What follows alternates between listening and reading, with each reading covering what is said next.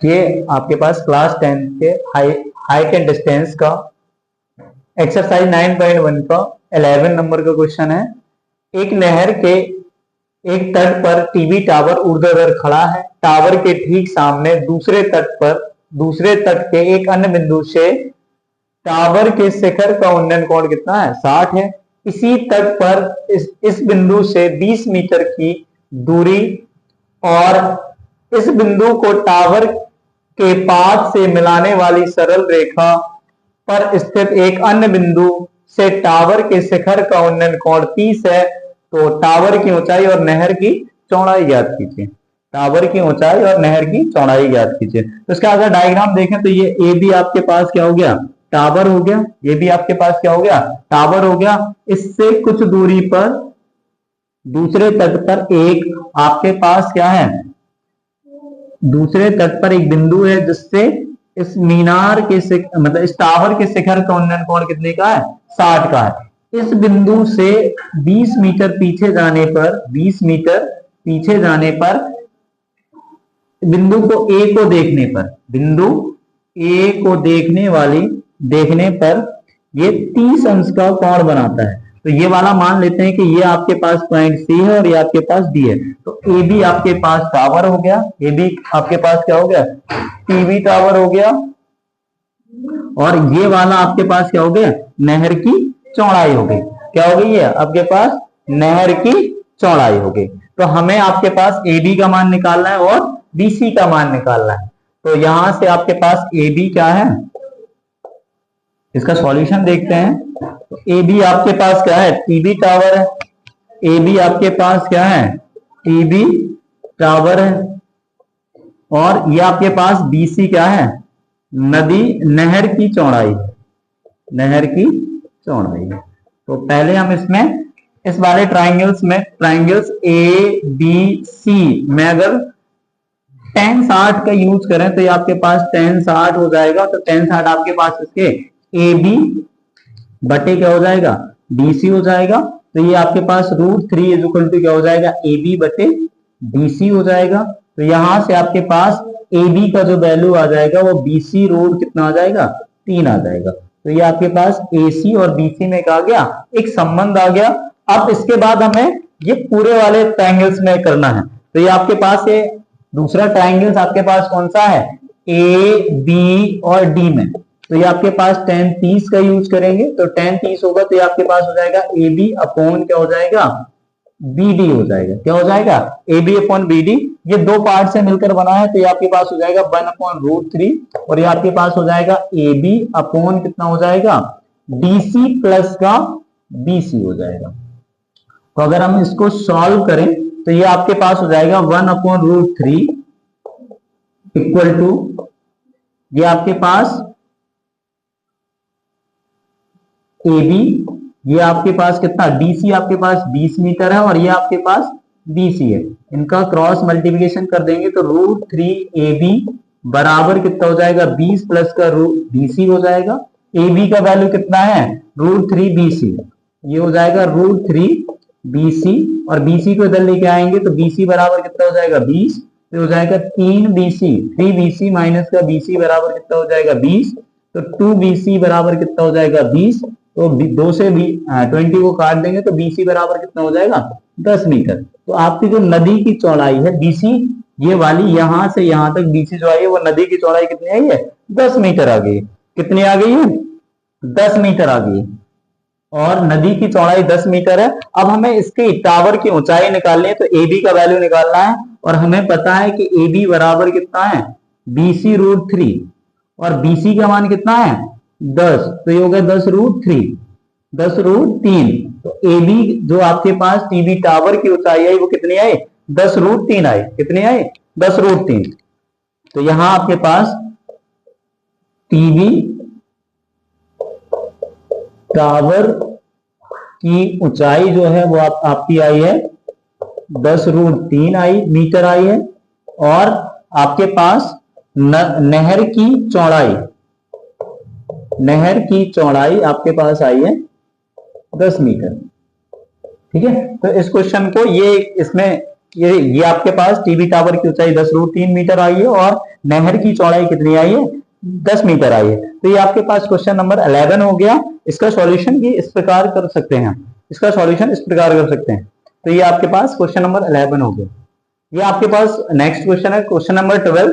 Question number 12 में कहा गया है कि 7 मीटर ऊंचे भवन के शिखर से एक केबल टावर के शिखर का उन्नयन कोण 60 है और इसके पाद का अवनमन कोण 45 है। तो टावर की ऊंचाई ज्ञात कीजिए। मतलब ये कहा गया है कि ये आपके पास एक टावर है, ये आपके पास क्या है, टावर है, और इस साइड आपके पास क्या है, इस साइड आपके पास एक भवन है। तो ये हम मान लेते हैं कि ए बी आपके पास क्या है, टावर है, और पी क्यू क्या है, भवन है। और इस भवन पे एक व्यक्ति बैठा हुआ जिसको ए को देखता है, तो ए पॉइंट को देखने पर ये 60 अंश का कोण बनाता है। कितने का बनाता है, 60 अंश का कोण बनाता है। और ये नीचे की ओर देखने पर 45 अंश का उन्नयन कोण बनाता, अवनमन कोण बनाता है। तो ये 45 अंश का अवनमन कोण बनाएगा। तो ये और ये क्या है, पैरेलल लाइन है। तो ये आपके पास हो जाएगा 45। ये भी आपके पास कितना हो जाएगा, 45 हो गया। तो ये आपके पास इतना हो जाएगा। ये इस प्रकार का इसका डायग्राम हो जाएगा। जहां आप अगर इसको देखें इसके सॉल्यूशन में, तो ए बी आपके पास क्या है, ए बी आपके पास टीवी टावर है। क्या है, टीवी टावर है, टीवी टावर है। ए बी आपके पास क्या है, टीवी टावर है। और पी क्यू आपके पास क्या है, भवन है। पी क्यू आपके पास क्या है, भवन है।